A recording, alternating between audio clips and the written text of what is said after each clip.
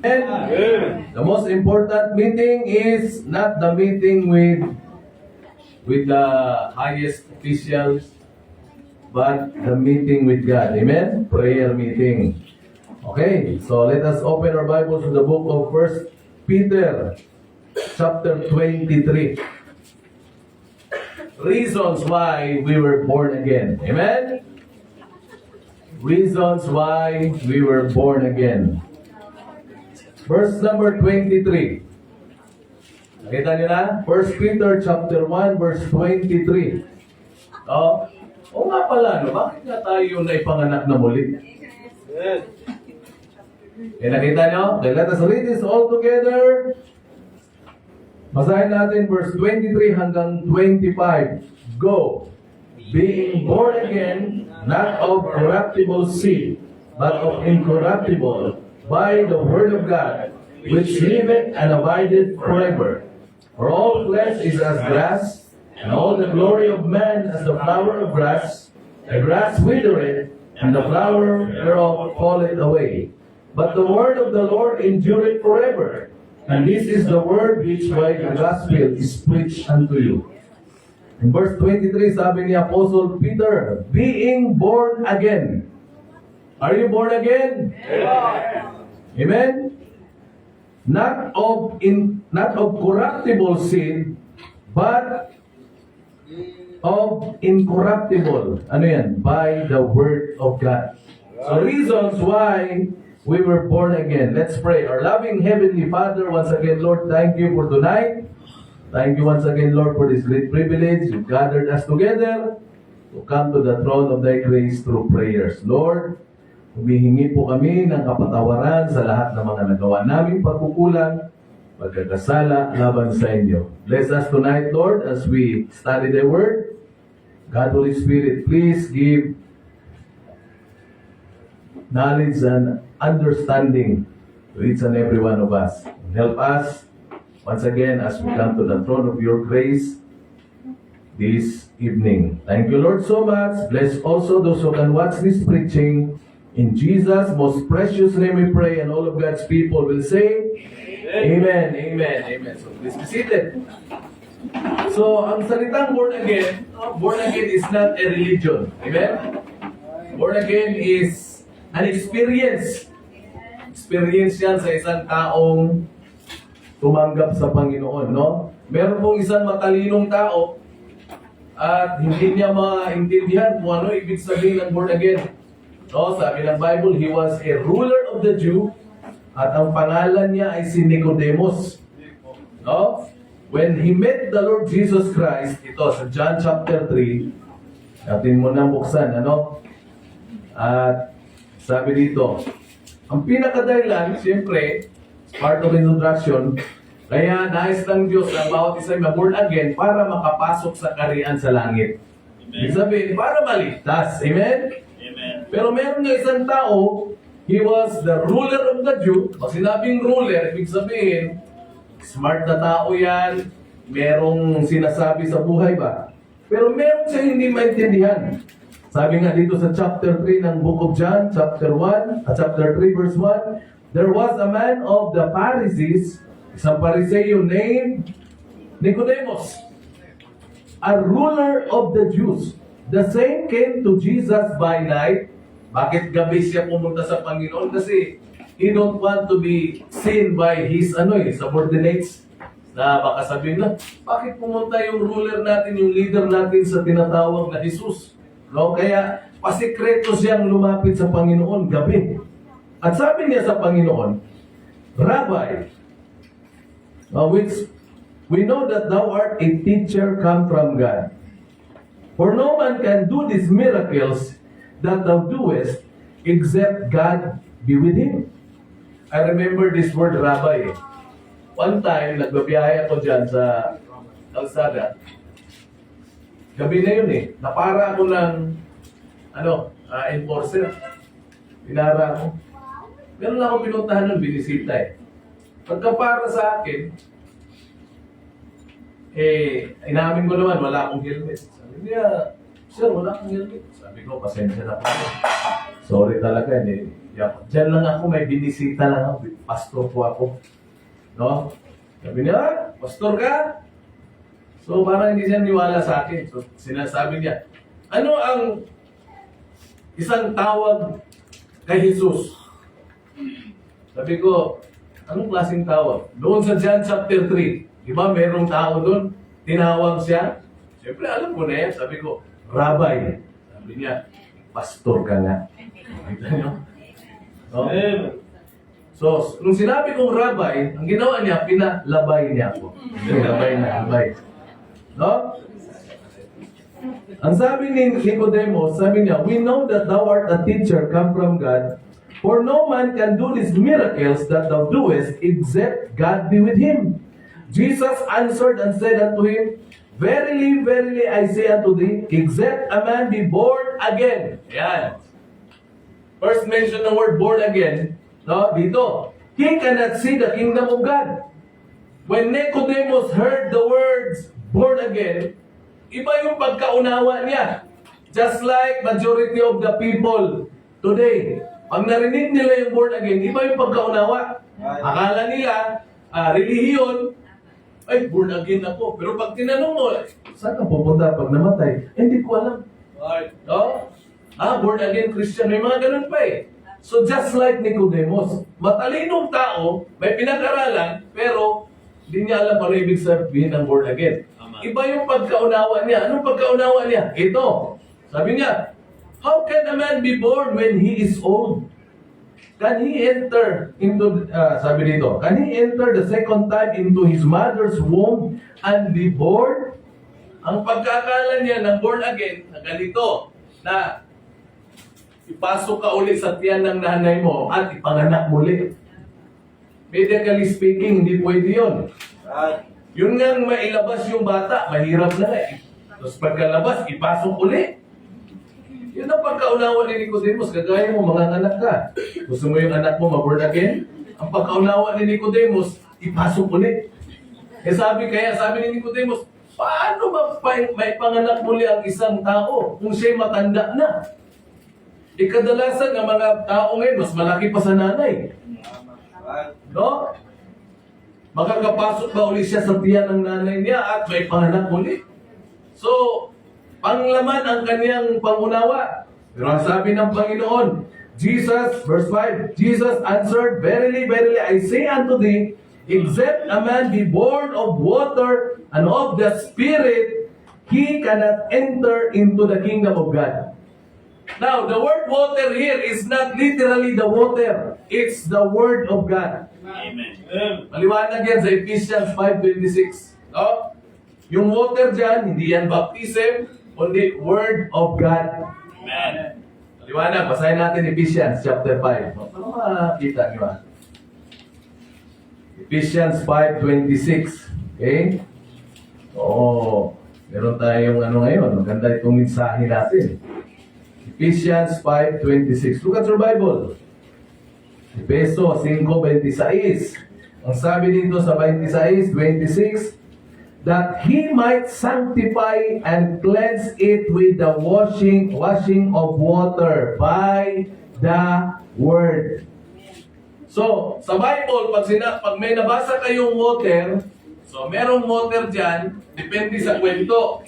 Water na literal talaga na tubig, meron din namang water na figurative lang. Na ibig sabihin, yan ay pinapatukulan dyan ay salita ng Diyos. So dito, yung water dito, maliwanag na hindi tubig, kundi salita ng Diyos. Parang sinabi ni David doon sa Psalm 119, verse number 9, no? Wherewithal shall a young man cleanse his... kalimutan ko yun. By taking heed thereto according to thy word. Talaga. But wherewithal shall a young man cleanse his ways? No? By taking heed thereto according to thy word. 119. Tingnan mo na. Verse number 9. So, tama nga. Wherewithal shall a young man cleanse his way? Paano ba tayo paano malilinis ang isang tao? No? By taking heed thereto according to thy word. Kaya maliwanag, sabi dito, being born again, balikan natin yung 1 Peter 1:23, not of corruptible but incorruptible by the Word of God. Amen. So, sino yung born again? Yung mga tumanggap sa Panginoong Hesukristo. Amen. So, yung mga born again, ibig sabihin, naging Kristiyano. Naging pagmamayari na ng Diyos. Amen. Romans chapter 8 verse 9, pag wala kang Holy Spirit, hindi ka pagmamayari ng Diyos. No? Sabi ni Pablo sa Romans chapter 8 verse 9, if any man have not the Spirit of Christ, he is none of his. Ang sino mang tao na walang Espiritu, walang Espiritu ay hindi pagmamayari ng Diyos. Kaya nga, tayong mga tumanggap sa Panginoon, sabi sa Ephesians 1:13 na meron tayong Holy Spirit, at dahil sa meron tayong Holy Spirit, sabi ni Pablo, we are the Lord's. Amen. So, lahat ng born again sa langit pupunta yan. Pero tingnan nyo to. Bakit nandito pa tayo? May mga dahilan. Amen? Amen. Ito ang realidad eh. Lahat ng born again, lahat ng saved, lahat ng ligtas, sa langit pupunta. Pero pag tanungin ka, gusto mo na papunta doon? Marami sa atin ayaw pa eh. Di ba? Tama? Bakit? Kasi parang kahit naman siguro ako, pag tinanong niyo ako, ikaw Pastor, gusto mo na mapunta doon? Mauna ka muna. Sino gusto magtanong? Ha? Bakit? Kasi meron pa tayong ano dito eh. Di ba? Kaya nga yung tao, kahit na save yan, no? Pag nagkaroon ng karamdaman, ano ang hinihiling? Kagawaran ng kalusugan. So ano ibig sabihin? Kagawan. Kagalingan, yun ang hinihingi, di ba? Wala naman siguro na pag nagkasakit, huwag nyo na akong hayaan nyo na ako. Gusto ko nang mamatay. Sige, langit naman ako. Walang ganun eh. At kahit gugustuhin mo, siyempre yung mga nagmamahal sa'yo, ayaw. Kaya nga, pinapa-hospital eh. Correct. No? Halimbawa, si Sander nagkasakit. So, anong gagawin natin? Pabayaan? Siyempre! Hindi. Siyempre, hindi. Mahal natin yan eh. Di ba? Kala nyo, siyempre, period lang. Period na. Siyempre, hindi. No? Kaya ngayon, dahil nandito pa tayo, I'll just give you 3 things why, or reasons why we were born again. Number 1, we were born again for the business. For God's business. What's the business of God? Our business is the business of winning souls for Jesus Christ. Amen. Yan yung pinakatrabaho natin eh. Amen? Amen. Kaya sabi ni Pablo, Romans 12:11, not slothful in business, fervent in spirit, serving the Lord. The business of soul winning. Amen. Yun yung dahilan. Saved na tayo eh. Born again na tayo. How about those people who are not yet saved? Siyempre, di pa sila born again. So, kaya pa tayo nandito. Yun ang pinaka-business natin. Amen. Oh, the main thing, the main business is winning souls. Yan ang the business of soul winning. Ano pa? The business of supplication. Prayer. Kaya meron tayong prayer meeting. At pagdating sa prayer, hindi lang yung selfish prayer na puro sarili lang, sarili. Ipag-pray mo yung iba. At alam nyo, grabe pala talaga ang prayer. How powerful prayer is. Amen. Malupit talaga. No? Bihira lang ako mag-research. Pero tingnan ko Oh. How fast? What is the speed of prayer? Gaano to kabilis? At ang sabi dito, prayer is faster than the speed of light. Yung tawag dyan, yung bang light? Yung kidlat ba? O, lightning. Matindi. Tinignan ko, alam niyo ba ang ano ng lightning? Sabi ng mga scientists, ito muna sinabi ko prayer is considered by many spiritual traditions to be instantaneous, often described as faster than the speed of light. Now, pag sinabi mong faster than the speed of light, gusto mong malaman kung gaano kabilis yung lightning. Tinignan ko rin. Siyempre, ito naman sinabi ng mga scientists, ito sa sa kilometer per hour. Tingnan nyo Pag sinabi mong kilometer per hour, yung bilis ba? Halimbawa, kung magpatakbo ka ng motor, kung 80 ang takbo, ibig sabihin 80 kilometers per hour. Ibig sabihin, sa isang oras, 80 kilometro. 80. Meron din namang 120 kilometers per hour. So, ganun kabilis yun. No? Yung eroplano, gaano kabilis yan? Siguro mga 300 to 400 kilometers per hour. O baka hindi man siguro, no? Kaya nga, pag pupunta ka ng, halimbawa, pupunta ka ng Negros, dyan sa may Bacolod, sa Manila, wala pa isang oras 45 minutes, the most is 1 hour. Ganun kabilis. Pero kung magbarko ka, hindi naman 3 days. Halimbawa, Cagayan de Oro. Pag nagbarko ka, hindi ko na alam kasi kung yung plano kasi.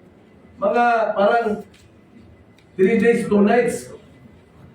Ganyan sa barko. Pero pag nag-aeroplano ka, 1 hour, 45 minutes. Minsan, 1 hour, 30 minutes. Pero alam nyo, sabi nyo, ang bilis pala ng aeroplano. Mas mabilis pa dyan ang panalangin. Kaya nga, the best talaga na pwede nating magawa sa kapwa, ipanalangin. Tingnan nyo, gaano kabilis yung lightning, Kasi sabi dito sa aking nabasa, sabi ng kaibigan ko si Google, no? Prayer is faster than the speed of light. So, tinignan ko, how fast is the speed of light? Ito.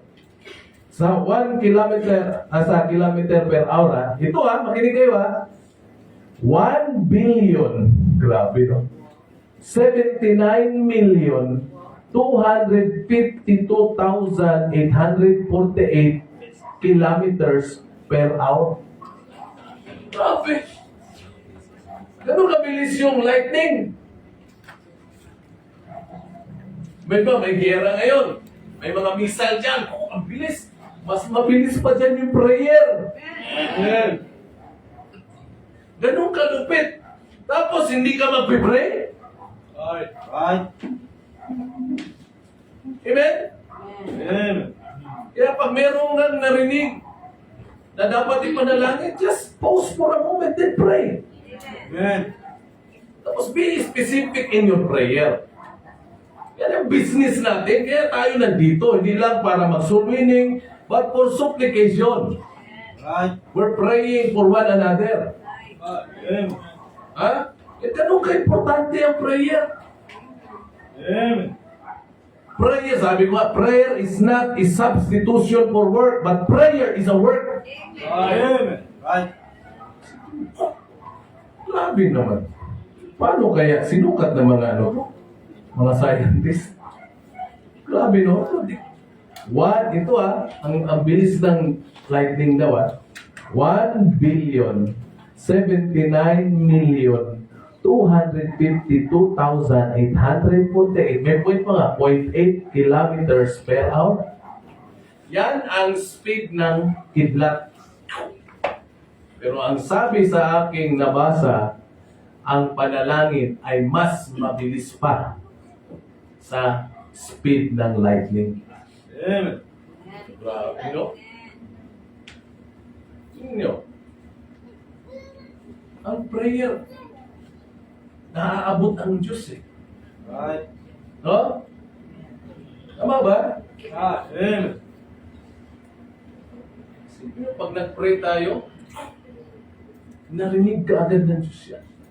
Siguraduhin lang natin na wala tayong kasalanan. Kasi sabi ni David, I regard iniquity in my heart, the Lord will not hear me. Right, tama. Yan ang isa sa dahilan, no? Reasons why we were born again. We were born again for His business. The business of soul winning, the business of supplication. Kaya huwag niyong maliitin ang pananalangin. Right, amen. Napaka-importante niyan. Napaka-importante ng panalangin. Amen. Si Epapras, grabe siya. Sabi na nga ng Bible eh. No? He labored for prayer. Talagang grabe siya manalangin. Kaya na prayer is a work eh. Prayer is a work. Trabaho ang manalangin. Right. No? Kaya huwag ka lang mag-pray sa sarili mo. Mag-pray mo rin yung kapwa. Amen. No? Pray for your family, your friends, even your foes. Kaaway ba yung mga kumakalaban? Mag-pray sila. Right. Hindi ka na aawayin. Ha?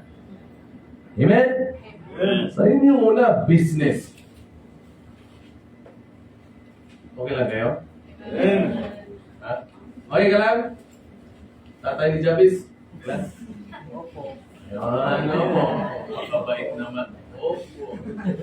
Ha? We were born again for His business. Kaya just keep on praying. Amen. Right. Just, kaya yung nangyari sa'yo, na si Giselle, nandito na oh. Di ba, we pray for her? Ay, posible na na makauwi siya eh. Wala bang sumabay sa inyo mga missile? Pastor, nung nasa ere na kami bandang papuntang Oman, Oh, nag-stop kami ng siguro mga 20 to 30 minutes sa ere. kasi may mga missile? Nagmataki Iran ulit. Nakita niyo yun, no? Pero may nakasabay sa aming jet fighter. Nag-escort. Nakita niyo. Amen. Yung panalangin, napigilan yung mga missile. Di ba? Ganun kalupit, Sander. Amen. Kaya, ano eh, talagang grabe ang Panginoon eh. Kaya mag-pray tayo. No? Prayer is faster than the speed of light. Amen. At siya ka siyempre, naaabot yung puso ng Diyos ba? No? Right. Makasipin mo yung tatawagan mo yung may-ari, yung naglikha ng langit at lupa. Amen. Ganun katindi yung panalangin, no? Kaya, huwag nating baliwalain ang pananalangin. Amen? Amen. Pangalawa, we were born again for the battle. May laban. No? Right. At ang kagandahan, meron ng laban pero merong tiyak na tagumpay. Alam niyo ba, hindi porket merong tiyak na tagumpay, lahat ay victorious na. Kasi ang totoo, marami pa rin natatalong Kristiyano. Amen. So, Right. tama ba? Amen. Tingnan nyo, paano tayo matatalo kapag hindi tayo puspos ng Holy Spirit? Sabi ni Juan sa 1 John 4:4, greater is He that is in you. Sino yun? Holy Spirit. Than He that is in the world. Sino yung He that is in the world? Ang Diablo. O mas dakila ang banal na espiritu na nasa atin kaysa sa kanya, sa Diablo na nasa sanlibutan. Kasi ang Diyos ng sanlibutan, ang Diablo, di ba? Right. Ngayon, pag hindi tayo puspos ng Holy Spirit, matatalo talaga tayo. Amen. Bagamat ang laban ay sa Diyos, kasi sinabi na ng Panginoon, the battle is the Lord's. No? Mababasa natin yan doon sa kay David.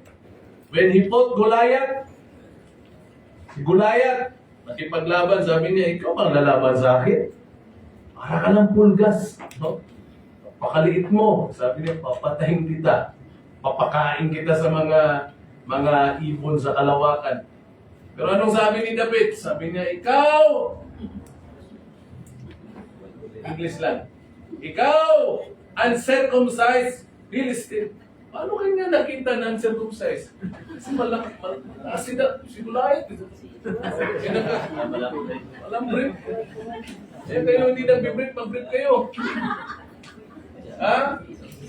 You uncircumcised Philistine. Sabi niya, lalaban ka. Gamit mo yung mga mga weapon mo. Pero ano sabi niya? Lalaban ako sa pangalan ng Panginoon kasi ang laban ay hindi sa akin, laban ng Diyos. Amen. Eh, kapag magtiwala tayo sa Panginoon, laging may tagumpay.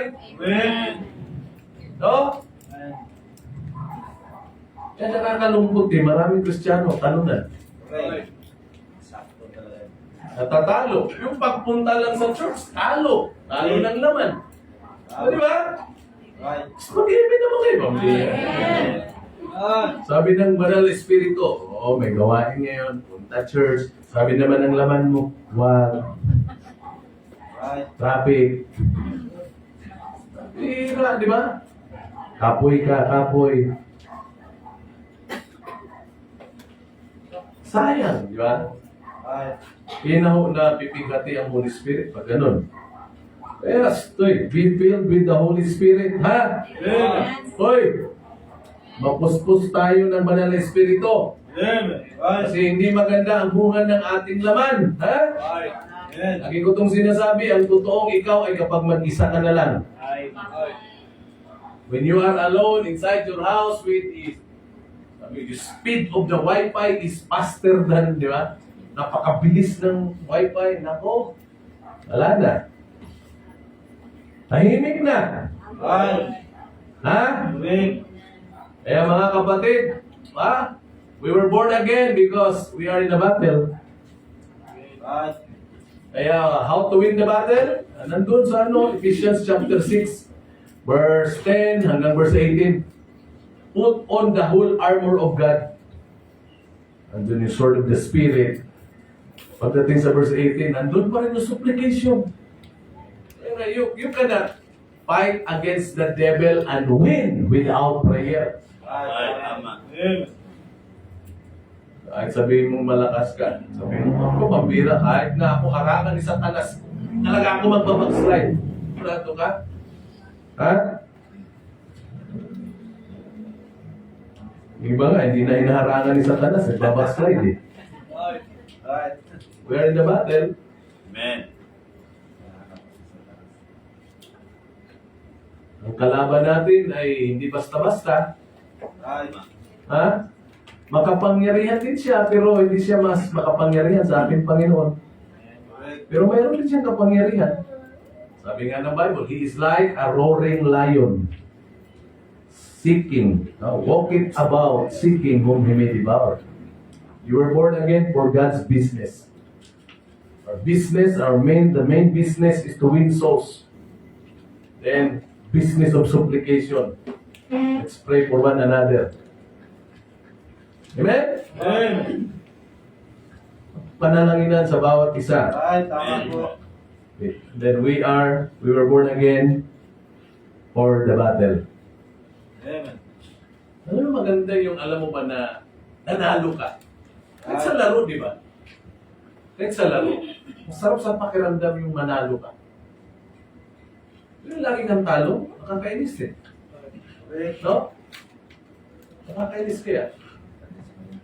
Kaya, ang buhay Kristiyano, sipin mo sabi nga ni Pablo, 1 Corinthians 15:57, no, there is victory in Christ Jesus. But thanks be to God, He's given us the victory in Christ Jesus. Pero hindi yan hindi yan automatic, tagumpay ka kaagad. Merong laban. Amen. At sa laban, kailangan, you must know your enemy. Sino bang kalaban ko? Tandaan nyo sa buhay Kristiyano, ang pinakakalaban natin, Diablo. Correct. At ang Diablo, matalino din siya. Minsan gagamit siya ng kapwa Kristiyano din. Right. Kaya pag meron kang nakalaban, nakaaway, nakapwa mo Kristiyano, hindi talaga yan ang kaaway mo. Tama ba? Amen. Kasi ang kalaban natin, Diablo talaga. Right. Diablo talaga. No? Nung VIP, may preaching dun eh. Napapatakbo mo pa ba ang demonyo sa buhay mo? Right. Tanong din ang masimple lang ba? Right. Napapatakbo mo pa ba ang demonyo sa buhay mo? Papatakbo palayo sa'yo ba? Hindi Delikado niyan, baka lagi mong kasabay at demonyo, no? No? Ay. Delikado. Sino yung laging may kasabay? Oo, yung vape ka. Pag nagbe-vape ka, ganitong gawin mo. Meron kang Holy Spirit, pero ang nagmamando sa iyo, demonyo. Right. Pahaba ka ng buhok. Huwag kang sumunod kay pastor. Right. Kasalo. Oo, kagaya nilo. Oo. Ilang beses ko na sinabi, magpagupit ka. Wala ka bang pangbayad? Ha? Ako magpagupit sa'yo. Ito nga, pinagupitan ko. Mga ilang araw lang, sarado na yung gupitan. Ginawang model, wala na ng pagupit. Nagsarado ba yun o ano lang? Kasi nakita ko, kurente. Sabi ko, gawin niyo itong ano. Sabi ko, boss, gawin niyo modelo yan. Ginawa yata ang model. Sarado lang. Hindi, yung nilagay na kurent, doon lang nilagay sa barbershop. Baka yung ibang pwesto. Pero sarado kasi yung barbershop, iba kaya ka nagsara. No? Pagupit ka. Si Umpong lang yung ano dito. Extended. Palit na lang. Siya lang ang malakas sa akin dito. Babong, wala man pagupitan natin yan. Pero nagpapagupit din yan. Right. Tama. Ito mga, Amen po. pagupit ka, huwag kang magpakita sa akin na hindi ka nagpagupit. Wala pa ba po lang? Pag matigas ang ulo, makinig kayo matitigas ang ulo. Pag kayo pinagsasabihan, makinig kayo. Right. Amen. Pasalamat kayo na merong nagsasabi sa inyo na tutuwid. Amen. Nakakatakot kayo yung Bible, Proverbs 29. Ha? Amen. Anong sabi ni Solomon?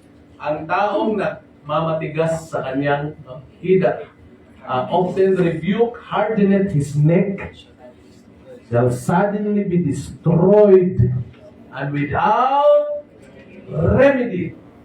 Nakakatakot yan. Right. Tama.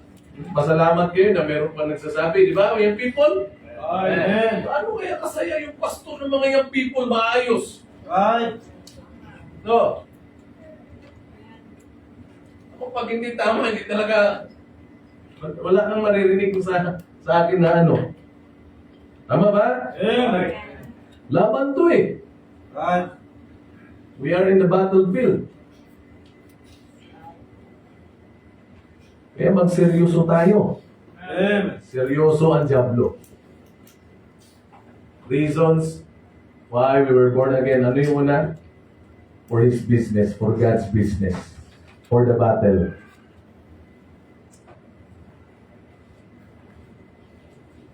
Ito yung panghuli. We were born again for His blessings. Amen. Isipin nyo iligtas tayo ng Diyos. Para ano? Para siyempre, para pag tayo nawala sa mundong ito, langit ang patunguhan natin. Right. Pero while we are still here on earth, hindi ka niligtas ng Diyos para pahirapan. Right. Tama po. Ang pangako ng Diyos ay good success eh. Amen. Di ba? Pero merong kondisyon. Ano yun? Pagsunod. Sunod lang talaga. Right. Yeah, a blessing if you obey the commandments of the Lord. Amen. And a curse if you will not obey the commandments of the Lord. Right. Tama. Ibig sabihin, ganito. Pag hindi ka susunod, hindi ka talaga pagpalain ng Diyos. Right. Maliwanag? Amen. Sunod lang talaga. Right. Di ba, tao? Ganun nakarang Wednesday? Tao ka ba? Ano yung tao? Ha? Trust God. Acknowledge God. Obey God. Tao ng Diyos. Amen. Titiwala sa Panginoon, kinikilala ang Panginoon, sumusunod sa Diyos. Ano, amoy ano ah? Ano ba yung amoy na yan? Ay, amoy bapi ah.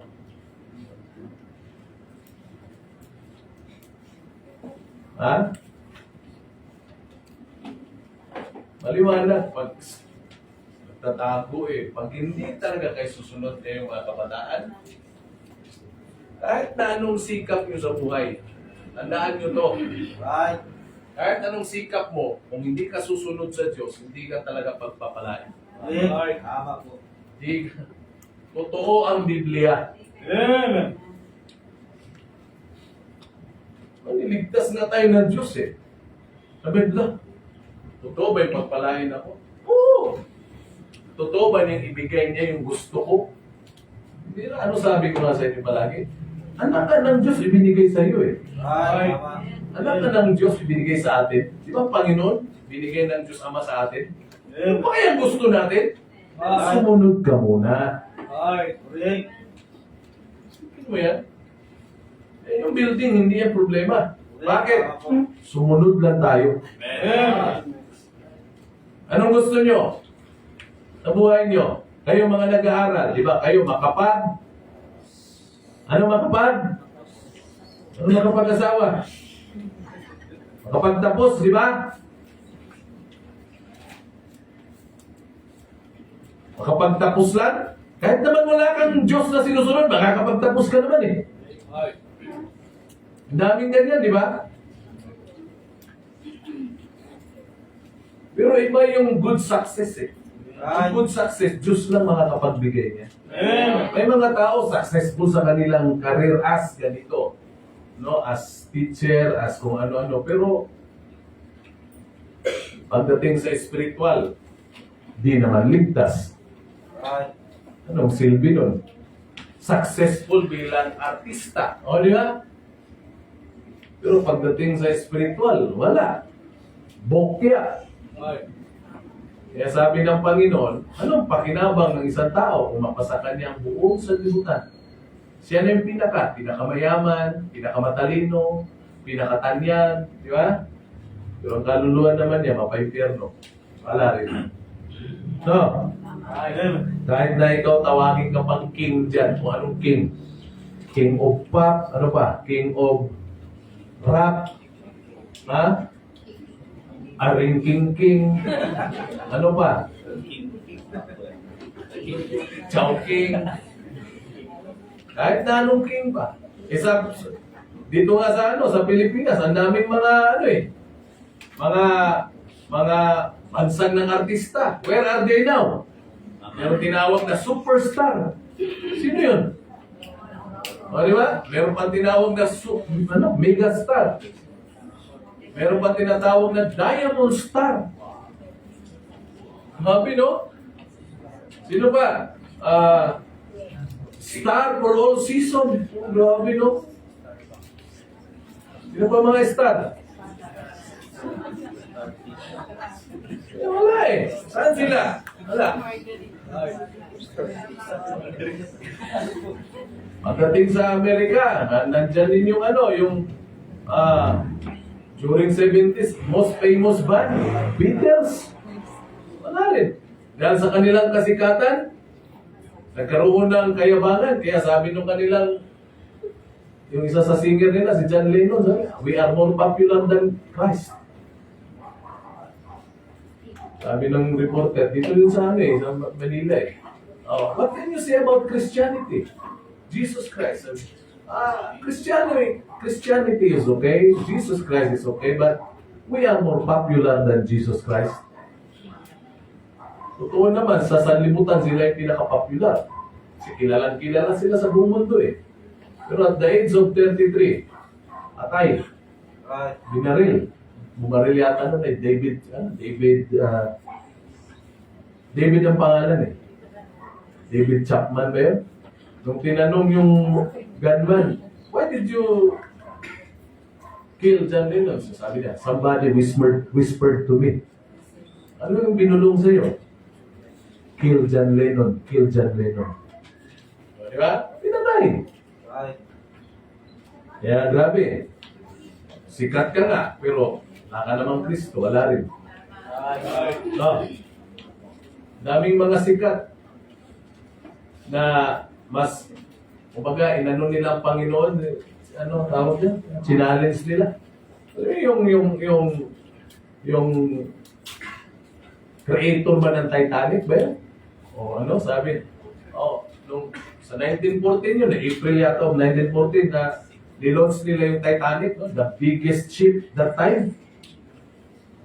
Sabi ng mga reporter, how can you be sure that that ship will not sink?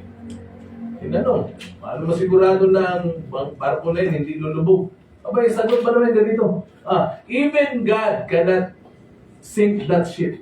Kahit na ang Diyos, hindi niya mapapalubog yan. And you know the story. Lumubog yung Titanic. Di ba? Kaya mga kapatid, ang blessing, Diyos lang makakapagbigay niyan. Amen.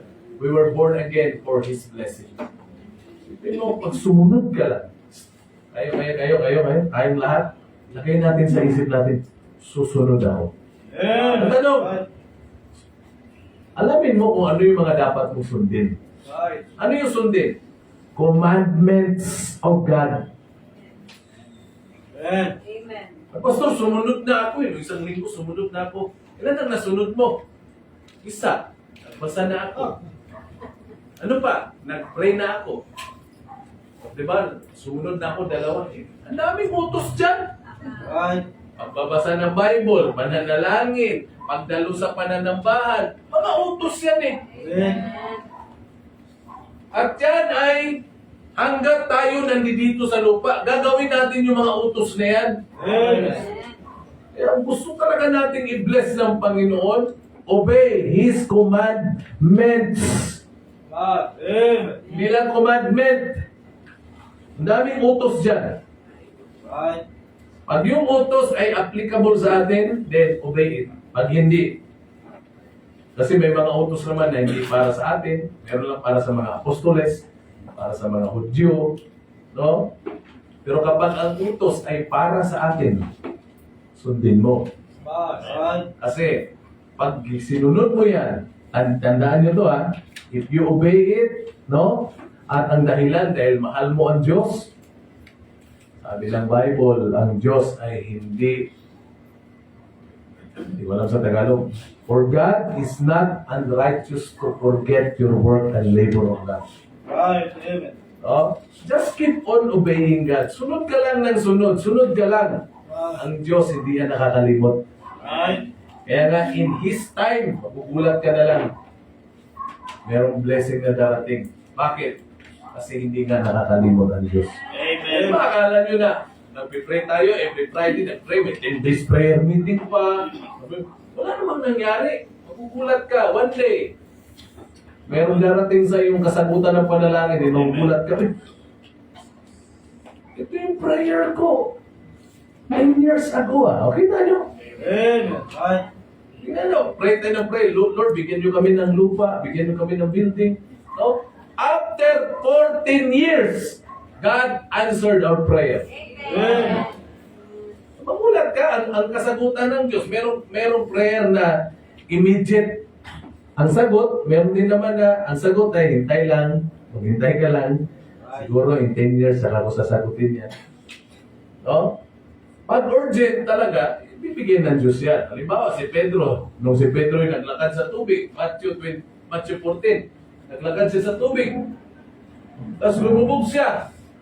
Nag-pray siya, Lord, save me. Right. Kasi palubog na siya. At ang sabi ng Biblia, and immediately, yan, may mga prayers na kasagutan, immediate. Amen.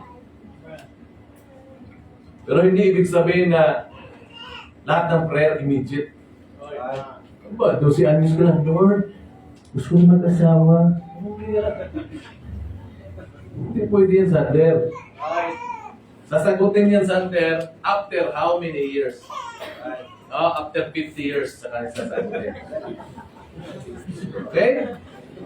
Kaya mga kabataan, mga kabataan, tumingi sa akin na sumunod talaga. Ikaw magpagupit ka, ha?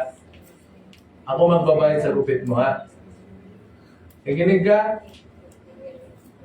Ha? Yung papa mo, gusto na niya mag-church daw. Kasi, munti ka na. Huwag na tayong saka na tayo susunod pag mayroon na muntik-munti ka na. Ay. Di ba? Ito nga natutuwa na ako. Amen. Masaya ka ba? Sagot yan.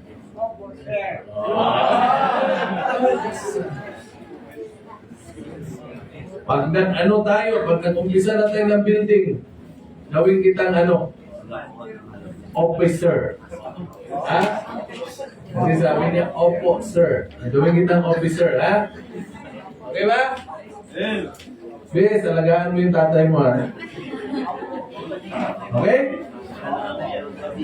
Thank God we were born again. And all of God's people will say, Amen. Lord, thank you po sa gabing ito. Thank you sa mensahe mo. Panginoon, purihin po kayo, O Panginoong Diyos.